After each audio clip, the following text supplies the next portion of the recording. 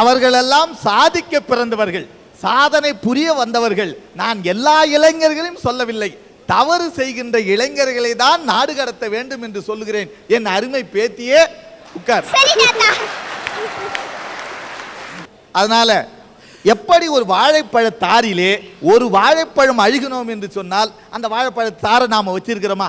அந்த வாழைப்பழ தாரிலே அழுகிய வாழைப்பழத்தை தூக்கி போட்டு விட வேண்டும்.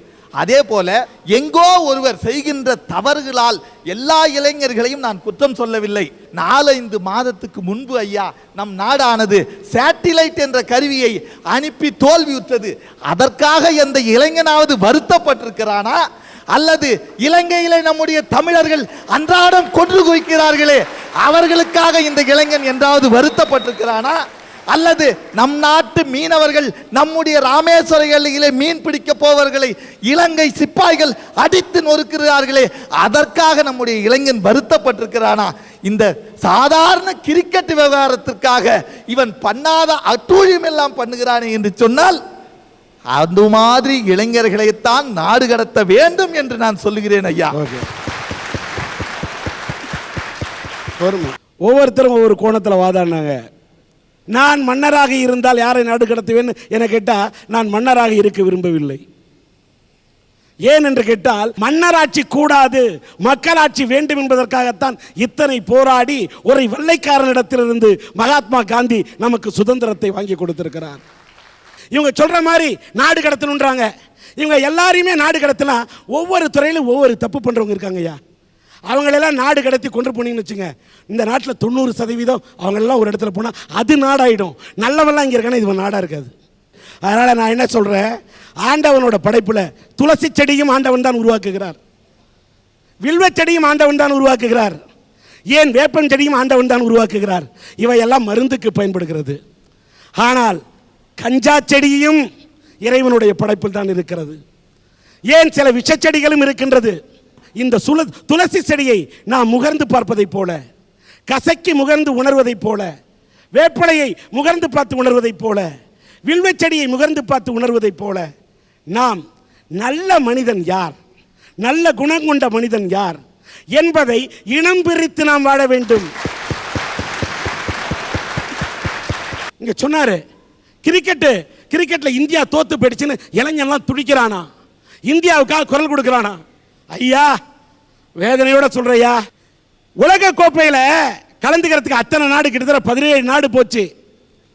அந்த உலக கோப்பையில் வருமானம் எத்தனை கோடி தெரியுமா? ஒரு 1000 கோடின்னு வச்சுங்க. அந்த 1000 கோடி வருமானத்தில் இந்தியாவிலிருந்து எதிர்பார்க்கப்பட்ட வருமானம் 70%. ஏன்யா இங்கிலாந்தை விட நம்ம பணக்கார நாடா? ஆஸ்திரேலியா விட பணக்கார நாடா? கிரிக்கெட்டை பாருங்க, விளையாட்டா பாருங்க. இளைஞனே, உன்னிடத்தில் வேகம் இருந்தால் போராது, விவேகம் வேணும். பகத்சிங்கோட வாழ்க்கை வரலாறு தெரியுமா இளைஞனுக்கு?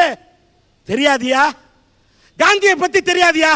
கொடிகாத்த குமரனை பற்றி தெரியவில்லை. கப்பலோட்டிய தமிழன் எப்படி இந்த நாட்டுக்கு சுதந்திரம் வாங்கி கொடுத்தான் தெரியவில்லை. மகாகவி பாரதி இந்த நாட்டுக்கு எப்படி சுதந்திரம் பெற்று தந்தான் தெரியவில்லை. சுதந்திரத்தை எப்படி பெற்றோம் என்ற வரலாறு இளைஞனுக்கு தெரியவில்லை. ஆனா நமிதாவோட பிறந்த தேதி தெரியுது, பிறந்த நாள் தெரியுது, இடையின் அளவு தெரியுது, நடையின் அழகு தெரிகிறது. கர்ம வீரர் காமராஜர் இந்த மண்ணை விட்டு மறையும் போது அவர் இறந்து விட்டார். மறுநாள் காலையில் அவருடைய பாக்கெட்டை பார்த்தப்ப 300 ரூபாய் தான் சார் இருந்தது. கக்கன் இந்த நாட்டில் மந்திரியா இருந்தாரு, மண்ணை விட்டு மறைஞ்சிட்டாரு. போய் சேர்ந்தப்ப குடும்பத்துக்கு எதையுமே சேர்த்து வைக்கல. ஒரு நாள் பெருந்தலைவர் காமராஜர் முதல்வராக இருக்கிறார். கார்ல ஒரு நிகழ்ச்சிக்காக புறப்பட்டு போறாரு. வழியில போய் வண்டியை நிறுத்திட்டு ஒரு சட்டமன்ற உறுப்பினருக்காக அவர் காத்து கொண்டிருக்கிறார். அந்த சட்டமன்ற உறுப்பினர் வர்றதுக்கு லேட் ஆகுது. என்ன காரணம் கேட்டால், ஏன் இவ்வளோ லேட் ஆகுது? 10 நிமிஷமாக வெயிட் பண்ணுறேன்னு. இல்லை, அவருக்கு கொஞ்சம் லேட் ஆகும். காரணம், அவரோட வேட்டியை அவர்கிட்ட இருந்தது ஒரே ஒரு வேட்டி, அந்த வேட்டியை நினச்சி காய வச்சிருக்கிறாரு. அந்த வேட்டி காஞ்ச பிறகு அதை எடுத்து கட்டிக்கிட்டு தான் வரணும், அதுக்காகத்தான் அவர் லேட்டுனாரு. அப்படி ஒரே ஒரு வேட்டியை ஈர துணியை நினைத்து அதை காய வைத்து கட்டி கொண்டிருந்த ஒரு சட்டமன்ற உறுப்பினர் தான் ஜீவானந்தம். அந்த ஜீவானந்தத்துக்காக காத்துக்கிட்டு இருந்த முதலமைச்சர் தாயா காமராஜர், பெருந்தலைவர் காமராஜர். அந்த ஜீவானந்தத்தை போல வாழணும்னு அவரை உதாரண புருஷனா நான் ஏத்துக்கிட்டேன். அவன் கொள்ளையடிச்சான், இவன் கொள்ளையடிச்சான், கோடி கோடியா சேர்த்தான். அவர்களை பார்த்து அத மாதிரி வாழணும்னு ஏன் நினைக்கிற?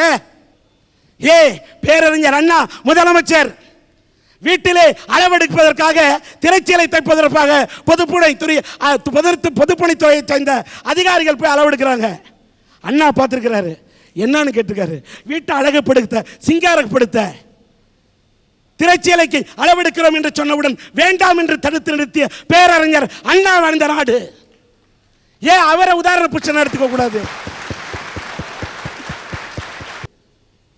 இளைஞர்களே, இந்த மண்ணை எண்ணி பாருங்கள்.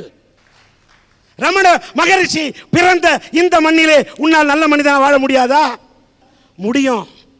கெட்டதை பார்த்து மட்டும் நாம் வாழக்கூடாது, நல்லதை பார்த்து வாழ கற்றுக்கொள்ள வேண்டும். எத்தனையோ இளைஞன் கெட்டு போனா தன் குடும்பத்தை காப்பாற்ற ஒரு சின்ன பொண்ணு சீமா பிறப்புள்ளியா? இந்த சீமா நாளைக்கு சீமாட்டியானா கூட இந்த நாட்டை கட்டி காப்பாற்றும் ஒரு தேசத்தாயாக இருப்பாள் என்ற நம்பிக்கை எனக்கு இருக்கு. அதனால கெட்டதை பார்த்து கத்துக்காதீங்க, நல்லதை கற்றுக்கொள்ளுங்கள். ஒரு இளைஞனை பார்த்து கேட்டேன், தேசிய கீதம் பாட முடியலன்ட்டான். ஜனகணமன அதிநாயக என்று தொடங்கும் தேசிய கீதத்தை அவனால் பாட முடியவில்லை. அவன் ஒரு இளைஞன், அவன் ஒரு இந்தியன். சினிமா தியேட்டர் முன்னெல்லாம் தேசிய கீதம் போட்டா கடைசியில் பாட்டு பாடிக்கிட்டு இருந்தாங்க. எல்லாம் சிகரெட்டு பிடிச்சிட்டு தேசிய கீதத்துக்கு மரியாதையே கொடுக்காம ஏஞ்சி போனான்னு இப்போ திரையரங்கத்தில் கூட தேசிய கீதம் பாடுறதை நிறுத்திட்டாங்க. ஆனால் இந்த அரட்டை அரங்கத்தில் நான் வைக்கிற ஒரே ஒரு கோரிக்கை, இந்த நாட்டில் நாட்டுப்பற்று வளர வேண்டும். தேசிய கீதம் அங்கங்கு ஒலிக்க வேண்டும். அந்த தேசிய கீதம் வேறெங்கோ ஒலிக்க வேண்டும் என்பதை விட அதை இந்த அரட்டை அரங்கத்திலேயே தொடங்கி வைப்போம். அந்த இளைஞனுக்கு பாட தெரியாமல் இருக்கலாம். இங்கே இருக்கக்கூடிய நல்ல இதயம் படைத்த இந்தியர்களுக்கு இங்க இருக்க இந்த சீமாவை பாடச் சொல்கிறேன். இங்க இருக்கக்கூடிய நல்லாசிரியர்களை பாடச் சொல்கிறேன். நல்ல நெஞ்சங்களே, நீங்கள் எழுந்து நின்று இந்த தேசத்துக்கு வணக்கம் செலுத்த வேண்டும். நீங்கள் இந்த தேசத்துக்கு மரியாதை கொடுக்க வேண்டும் என்று பாடச் சொல்கிறேன்.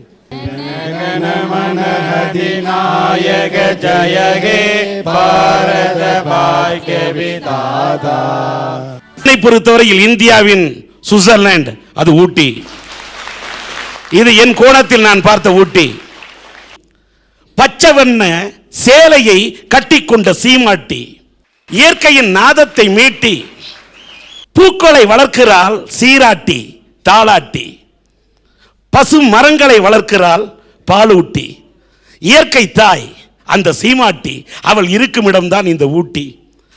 2028 வகை ரோஜாக்களை தன்னிடத்திலே அடக்கி வைத்திருக்கக்கூடிய அந்த ரோஜா தோட்டமும் ரோஸ் கார்டன் இருப்பதும் இந்த ஊட்டியில் தான். உலகத்திலேயே புகழ்மிக்க அந்த பொட்டானிக்கல் கார்டன் இருப்பதும் இந்த ஊட்டியில் தான்.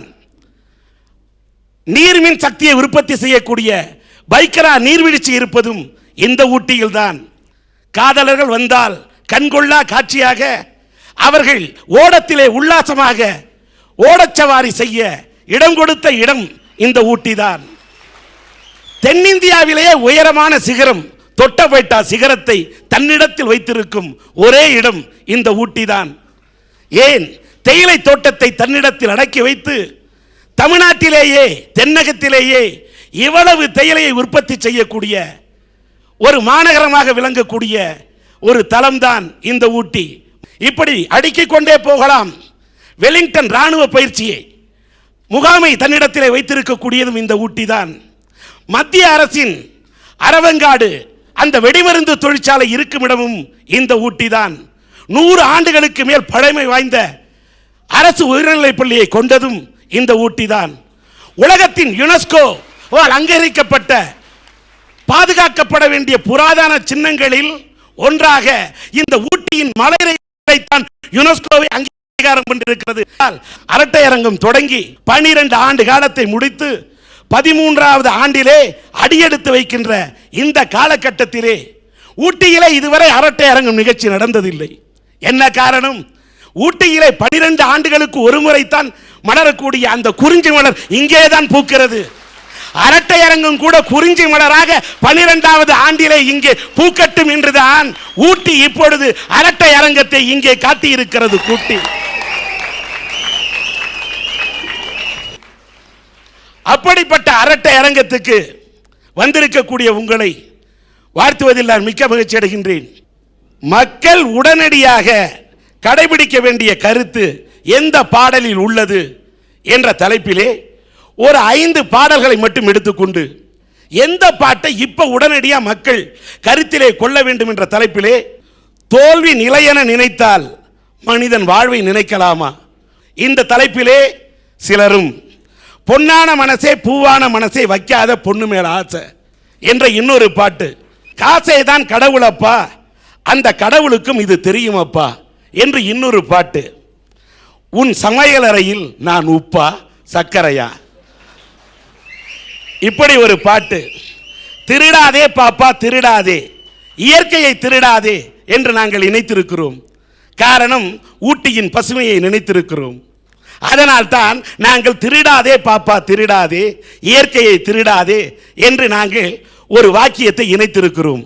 இப்படி 5 பாட்டு. இந்த 5 பாட்டிலே உடனடியாக எந்த பாட்டை மக்கள் கருத்தில் எடுத்துக்கொள்ள வேண்டும் என்று அலசி ஆராய தங்களுடைய கருத்துக்களை தெல்ல தெளிவாக எடுத்து வைக்க இங்கே வந்திருக்கின்றார்கள். 5 தலைப்பு சொன்னேன். இதில் இந்த 5 தலைப்பில் எந்த பாடலை யார் முதலாக கொண்டு தொடங்குகிறார்கள் என்று பார்ப்போம். ஈசனும் பூசையெல்லாம் காசுக்கு பின்னால, அதை பற்றி தான் பேச வந்திருக்கேன். உன் சமையலறையில் நீ உப்பா சர்க்கரையா, உப்பா இருந்தா என்ன, சர்க்கரையா இருந்தா என்ன, டீ தூளா இருந்தா என்ன, மிளகா பொடியா இருந்தா என்ன. இவன் காசா இருந்தான்னு வைங்க, அந்த வீடு விளங்கு, இல்லைன்னா வீடே விளங்காது. இதான் இன்னொன்று தோல்வி. தோல்வி நிலையென நினைத்து மனிதன் வாழ நினைக்கலாம் போனான்னு வைங்க. அது என்னம்மா, அது என்னம்மா, 10 காசு கையில் இல்லைன்னா அப்படி தான் பாட்டு வரும். ஆனால் வீட்டுக்கு போக எப்படி போகணும் தெரியுங்களா, இவன் மல்லிகைப்பூ வாங்கிக்கிட்டு கொஞ்சம் அல்வாயும் வாங்கிக்கிட்டு பையில் காசு இல்லாட்டினா சரி, காசு மேலே காசு வந்து கொட்டுகிற வேலை இது, வாசகதவ ரசலட்சுமி தட்டுகிற வேலை இது. இப்படி போனான்னு வைங்களேன். இல்லைன்னா +2 படிக்கிற ஒரு மாணவன் அவன் டாக்டர் ஆகணும்னு நினைச்சான்னா, ஒரு வக்கீல் ஆகணும்னு நினைச்சான்னா, ஒரு இன்ஜினியர் ஆகணும்னு நினைச்சான்னா, ஒரு நீதிபதி ஆகணும்னு நினைச்சான்னா மட்டும் பத்தாதுங்க ஐயா, அவனுக்கு பணம் வேணும். பணம் இருந்தால் மட்டுமே அவன் படித்த படிப்புக்கு என்ன என்ன என்ன லெக்கில் அவன் போயிட்டு இருக்கிறான்னு அவன் நிர்ணயம் பண்ண முடியும். ஆகவே ஐயா, கல்லறையிலிருந்து கருவறை வரை தேவை பணம் பணம் பணம். பணத்தால கட்டளை வாங்கலாம் சார், ஆனா தூக்கத்தை வாங்க முடியாது. அதே பணத்தால மருந்தை வாங்கலாம் சார், ஆரோக்கியத்தை வாங்க முடியாது. பணத்தால புத்தகத்தை வாங்கலாம் சார், அறிவை வாங்க முடியாது. சார், நம்ம நாட்டில் எத்தனையோ பேர் பணத்தை மூட்டை மூட்டையா கட்டி வச்சுட்டு நிம்மதியை தேடிட்டு இருக்காங்க சார். சார், கடவுள்னா என்ன? நிம்மதியை தரணும், சந்தோஷம் தரணும், அவர் தான் சார் கடவுள். ஆனா இந்த பணம் நிறைய பேர்த்துக்குள்ள பிரச்சனையை உருவாக்கிட்டு இருக்கு சார். யாருக்குள்ளன்னு கேக்குறீங்களா? கணவன் மனைவிக்குள்ள பிரச்சனையை உருவாக்குது, காதலன் காதலிக்குள்ள பிரச்சனையை உருவாக்குது, அப்பா பிள்ளைக்குள்ள பிரச்சனையை உருவாக்குது, நண்பர்களுக்குள்ள பிரச்சனையை உருவாக்குது சார். சார், இப்படி பிரச்சனைகளை உருவாக்குற பணம் எப்படி சார் கடவுள் ஆகும்? இந்த உலகத்துல பிறக்கிற குழந்தைங்க எல்லாமே தெய்வங்க தானே. ஆனா பிறக்கிற குழந்தைங்க எல்லாமே ஈக்குவல் தான், தெய்வங்க தான். அதுல எந்த வித்தியாசமும் இல்லை. அந்த குழந்தைங்கள ஏழை குழந்தைங்க, பணக்கார குழந்தைங்க அப்படின்னு வேறுபடுத்தி காட்டுறது எது சார்? பணம் தானே.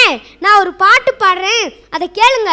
மடி வீட்டு சன்னையிலெல்லாம் கலர் கலரா சட்டையுங்க, மடி வீட்டு சன்னையிலெல்லாம் கலர் கலரா சட்டையுங்க, சரி வீட்டு செல்லங்களின் சட்டையெல்லாம் சன்னல்லுங்க, தன்னானே ஏ தன்னானே தனனே தன தன்னானே தனனே தன்னானே தனனே தன தன்னானே தனனே. சார், மாடி வீட்டு சன்னெல்லாம் கூட நிறைய துணியை மாட்டி வச்சுருக்காங்க சார். ஆனால் ஏழை குழந்தைங்களோட சட்டைங்கெல்லாம் சன்னல் சன்னலாக கிழிஞ்சிருக்கு சார். அதனால தான் ரூபா நோட்டில் காந்தி தாத்தா தான் சிரிச்சு தான் இருக்காரு நல்லா சூப்பரா. ஆனால் அழுதுட்டு போகிறாரு இளைஞ கனவுல. ஆனா அழுதுட்டு போறாரு இளங்க கனவுல. சார் இது காரணம் பணம் தானே. இந்த பணம் கடவுள் இல்ல அப்படின்னு பேச வந்திருக்கேன் சார் நான். சபாஷ். சார் பொதுவா காட்டுல என்ன நடக்கும்? வேடர்கள் வந்து வலை விரிப்பாங்க, அதுல மான்கள் மாட்டும் இல்லையா? ஆமா. ஆனால் இந்த காதல் காட்டில் மட்டும்தான் மான்கள் வலை விரிக்க அதில் வேடர்கள் அகப்படுகிறார்கள். ஐயா, அந்த காலத்துல தான் ஆண்களால பெண்களுக்கு கொடுமை நடந்தது. ஆனா இன்னைக்கு என்ன தெரியுமா நடக்குது? சில பெண்களால் பல ஆண்களுக்கு காதல் என்னும் பெயர்ல கொடுமை நடந்துட்டு தான் சார் இருக்கு. சபாஷ். ஐயா, ஒரு பையனும் ஒரு பொண்ணும் படிக்கிறாங்கன்னு வச்சுக்கலாம். லவ் பண்ணிட்டு இருக்காங்க.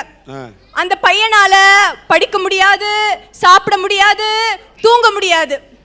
ஆனா இந்த பொண்ணுங்க இருக்காங்க பாருங்க, நல்லா 3 நேரம் நல்லா சாப்பிடுவாங்க, நல்லா கொரட்டை விட்டு தூங்குவாளுங்க. எக்ஸாம் ரிசல்ட் வரும், பொண்ணுங்க கையில டிகிரி சர்டிபிகேட், பசங்க கையில டிகிரி கிளாஸ் தான் சார் இருக்கு. எக்ஸாம்பிளுக்கு நம்ம 10th +2 ரிசல்ட் எடுத்துக்கலாம். பொண்ணுங்க தானே சென்டம் அடிக்கிறாங்க, பசங்களை எங்க படிக்க விடுறாங்க? அதனால தான் பொண்ணு மேல வைக்காத ஆசைன்னு சொல்லி நான் பேச வந்திருக்கேன். சொல்லுமா. பொண்ணாவது ஒரு பையனை பார்த்து என் பின்னாடி சுத்து படிக்காத அப்படின்னு சொல்றாளா? நீங்களா சுத்துவீங்க, அப்புறம் நீங்களே சொல்லுவீங்க. ஐயா ஒரு நிமிஷம் வாங்க ஐயா. இவங்க 2 பேரும் சொல்றாங்கல்ல, அந்த பொண்ணு சொல்லுது எவடா சுத்த கேட்பாங்களான்னு. இதெல்லாம் தேவையே கிடையாது. ஒரு நல்ல பைக் எடுத்துட்டு போனோன்னு வைங்க, லவ் ஆட்டோமேட்டிக்கா வரும். இப்போ ஒரு பைக் அறிஞர் பின்னாடி தூக்கிட்டு நிக்க இப்படி, அந்த பைக் எடுத்துட்டு போனோன்னு வைங்க, 2 லவ் சேர்ந்தா அப்படி வரும். இதே ஆக்சிடென்ட் காரணம் நிறைஞ்சிருக்கு, அதை எடுத்துட்டு போனோன்னு வைங்க, 5-6 லவ் சேர்ந்தா அப்படி வரும். அதே வண்டி ஆக்சிடென்ட் ஆச்சுன்னு வைங்க, எல்லாரும் விட்டுட்டு ஓடி போயிடுவாங்க. சார், இவரு காசு காசுன்னு சொல்றாருல, இந்த காசு காசுன்னு சொல்றவங்களுக்கு லவ்வோட ஃபீலிங் புரியாது, லவ்வோட சஃபரிங் புரியாது. சில பொண்ணுங்க இருக்காங்க, எப்படி தெரியுங்களா? பசங்களோட பாக்கெட் மணியை காலி செய்யறதுக்குனே இருப்பாங்க.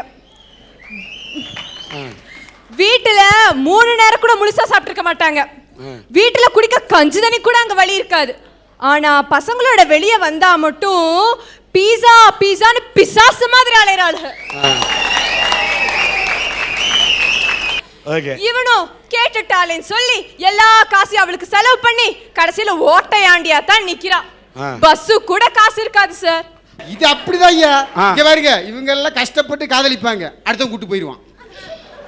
அவன் கஷ்டப்பட்டு காதலிப்பான், இவன் கூட்டு போயிடுவான். ஏன் தெரியுங்களா? காசு தான். இடையில காசு எங்க நிக்குதோ அங்க அவன் கூட்டி போயிடுறான். உண்மையான காதல்ன்றது மனசை பார்த்து வரணும் சார். இன்னைக்கெல்லாம் காதல் வருது. திங்கக்கிழமை 2 பேரும் பாத்துக்கிறாங்க, செவ்வாய்க்கிழமை ஹாயா, புதன்கிழமை ஐ லவ் யூங்கறான், வியாழக்கிழமை 2 பேரும் ஓடி போறாங்க, வெள்ளிக்கிழமை விட்டுட்டே போயிடுறாங்க. இதுதான் உண்மையான காதலா சார்? உண்மையான காதல்ன்றது பணத்தை பார்த்து வரக்கூடாது சார்.